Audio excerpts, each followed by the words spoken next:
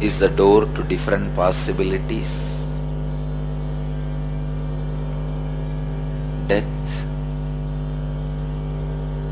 is the door to the happening.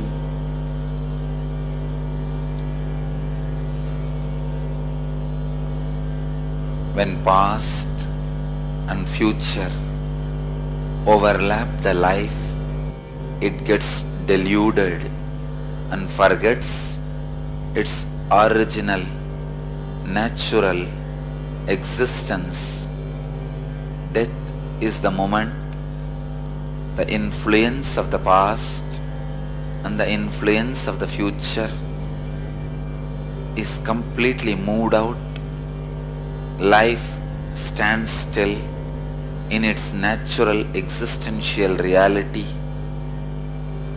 Life can be experienced in its purest form in death.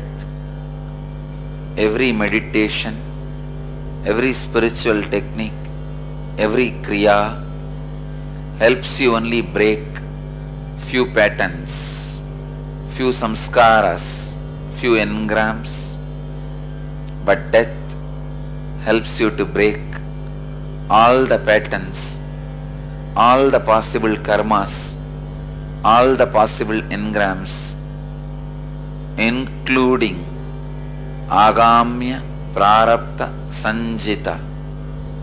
Death can be a great door to experience life existentially. Most of the beings experience life only during death.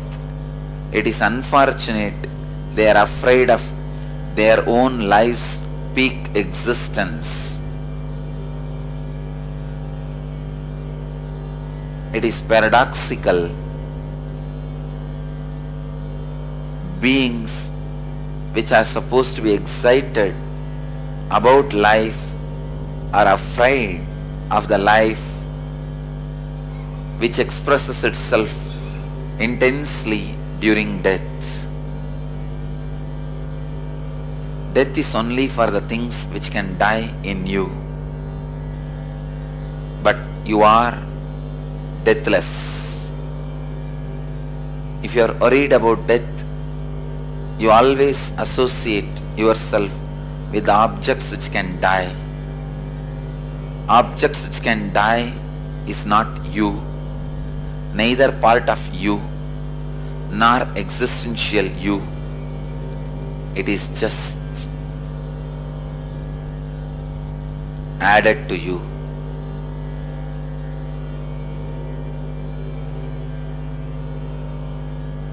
Kalabhairava, when he uses this body, he knows very clearly he is using this body, this brain, this system to relate with the universe, with the human beings. The moment he finishes the job of relating, he does not identify, possess, associate, own, be one with this body or the brain he uses. When you do not own, possess, feel one with the body you are carrying, you will have body and brain, not mind. Mind is the pollution created when you handle the body and brain. Beings having only body and brain, not mind, are pure beings, not afraid of death, as they understand that they are deathless.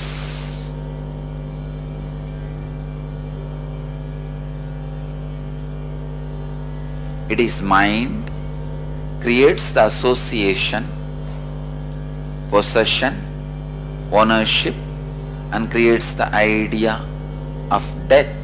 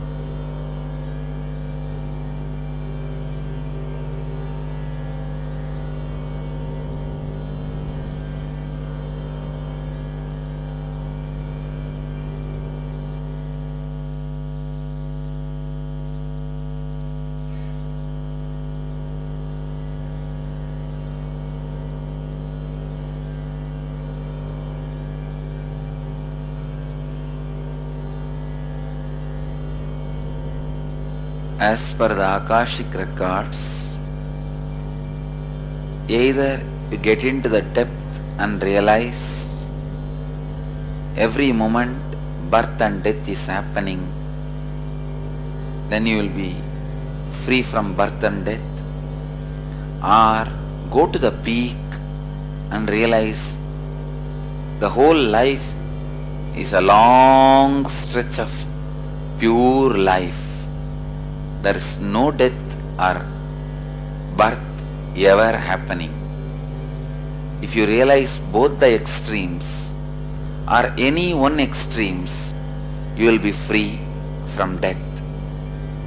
You will be free from the fear of death, misunderstanding of death.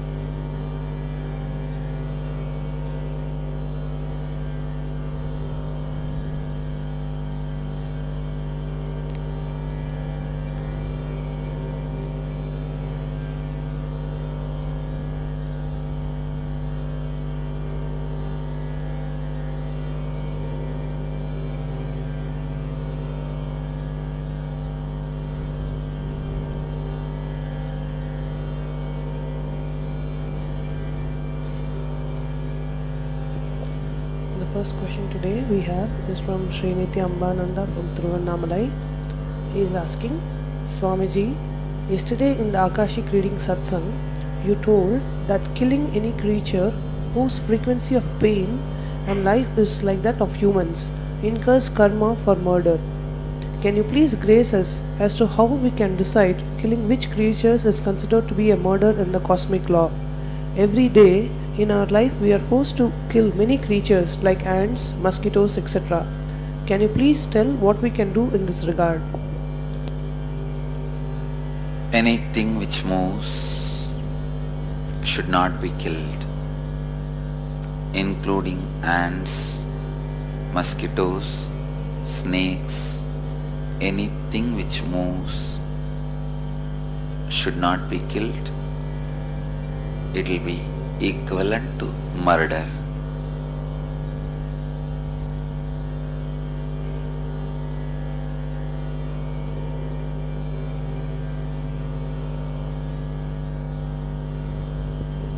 Next question is from Nitya Purani from Los Angeles Temple.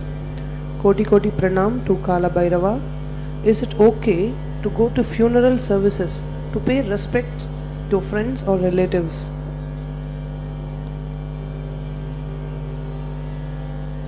It is okay. Seeing more and more dead bodies again and again, your biomemory is reminded about its certain end. It will awaken the intelligence to make the right decisions while body is functioning. So attending more and more deaths are good for any seeker.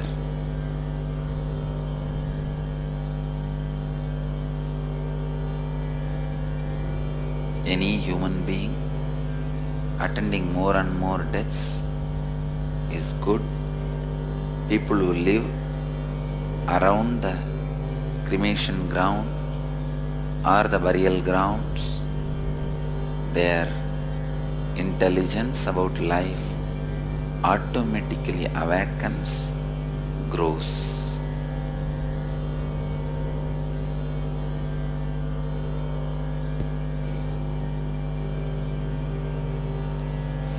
She is also asking, when a person is liberated at the time of death, where does the soul reside? Akshardham in Swaminarayan, Siddha Shaila in Jains, Are different spaces for Videhi masters? If the soul is an enlightened being, he just becomes one with everything. There are some beings, even after enlightenment, request the master not to have one more body, and same way not to disappear into the cosmos. They request to enjoy the master's form by being around him, which is called Samipya Mukti. Those jivas live in a space around the master's form. The master's forms continue to remain in form, Divya Sharira, till his last disciple is enlightened.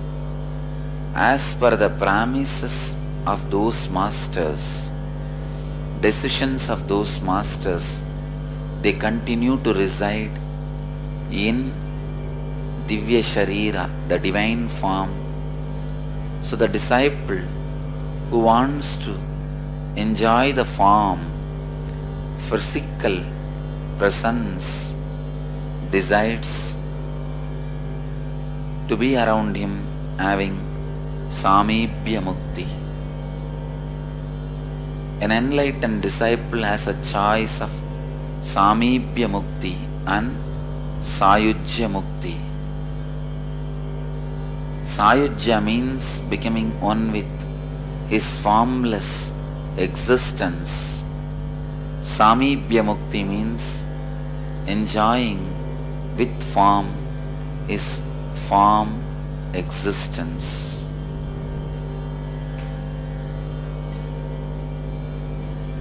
Each master has their own Videha Loha, the space in the universe where his form continues to reside till his last disciple achieves Sayujya.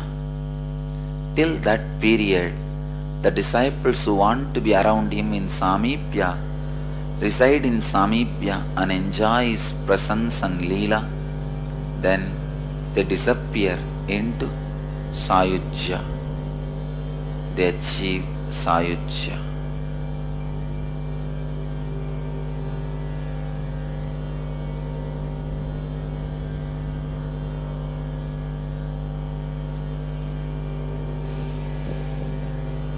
The next question is from Sri Atma Manishananda. Lord Mahadeva, pranams. In the earlier satsang, you instructed for people living in Kashi have to do Ajapa Japa and awareness at the Agnya Chakra. Otherwise, they'll be pushed out of Kashi boundary at the time of leaving by Kalabhairava. Please tell the technique to continuously keep awareness at the Agnya Chakra. Visualize the lamp kept in the windless space in the place of your third eye, between the eyebrows, constantly. That technique is enough to experience liberation in Varanasi. He is also asking, what is the boundary of Kashi, which is considered Kashi and continuously administered by Kalabhairava? The Nandi, which is in Vishwanatha temple outside near the Jnanavapi, is the only deity which is there unmoved from the time of its installation. So from the face of the Nandi, 12 feet away was the place the original Vishwanatha was installed by me, Mahadeva. So from that spot,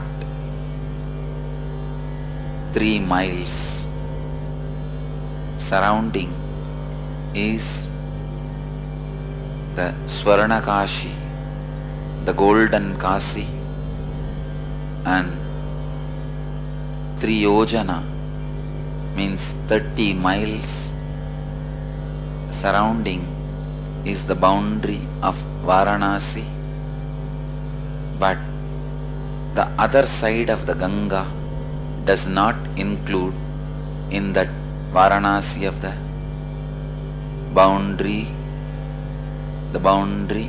of Kashi. Only one side of the Ganga, the 30-mile radius is Varanasi's boundary, but the 3-mile radius is called Swarnakashi. 3-mile radius was the community of human beings established by Mahadeva, me, directly. That is the first human civilization established directly by me, and I myself used to go around taking care of the safety and security of that place, protecting the place from all demonic forces. My form of going around and doing the work of the security is Kala Bhairava. Kala Bhairava is nothing but my own form in different dress. Still, 3 mile is directly administered by me, Kala Bhairava.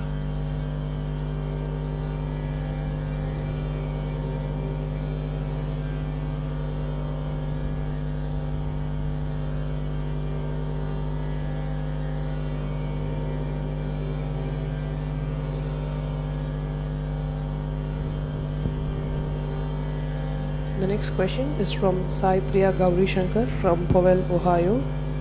Nityanandam Swamiji, is there anything called Pitru Loka? No, there is no such thing called Pitraloka. All Pitrus, the moment they die, get dispersed to different places as per their karma. There is no specific place, Pitraloka, other than the bio-memories of your Pitrus you carry in your own body.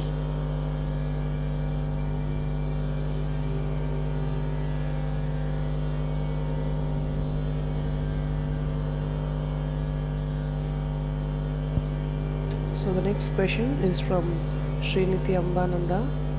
O Mahadeva, you said that if a man who had to live till 80 years and if he is murdered at 40, he has to live without body for the rest of the 40 years. The first question is, if he had to live till 80 years, what makes him get murdered at an early age? Life is a great possibility with lot of freedom. Only basic decisions are predestined and guided. Every inch is not predestined. Human beings play with lot of freedom.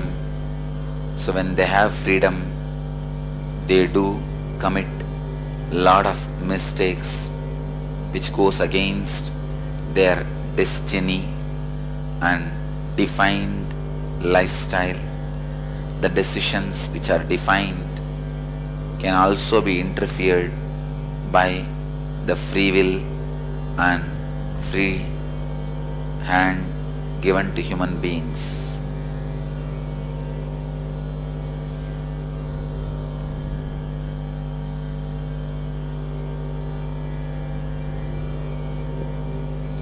The second question, the remaining number of years the man has to live without the body, is the time period calculated same as how we calculate when he is alive, or is it according to his TPS? The time is calculated chronologically. When he was alive, the flow of the time, the same is used.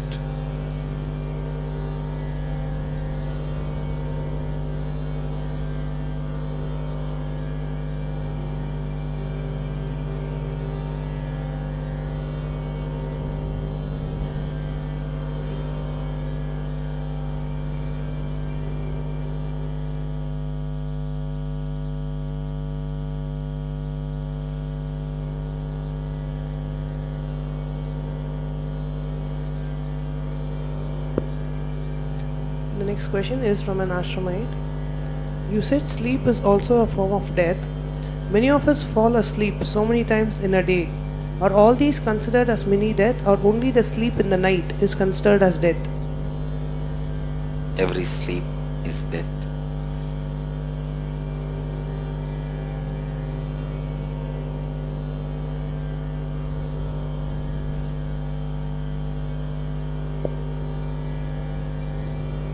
The next question is from Magali from Tillai Satsang Center. Dear Kalabhairava, why some body does not decompose after the death of the body, as Padre Pio or some Buddhist priests? It seems that the body of Padre Pio, who died in 1968, emits the smell of flowers and spices. Sometimes he even still is bleeding. Can you explain that? Body can be processed by right thinking, beliefs, food, so that either it can completely disappear into the thin air when you leave the body, or it can stay eternally without getting decomposed, or it can start smelling immediately based on the way you treated the body. While you are inside the body, it continues to carry and radiate different qualities even after you leave the body. It's a simple science. You can keep the body continuously functioning forever even after leaving the body. This science is known to Siddhas, and they have recorded this science. It is still available.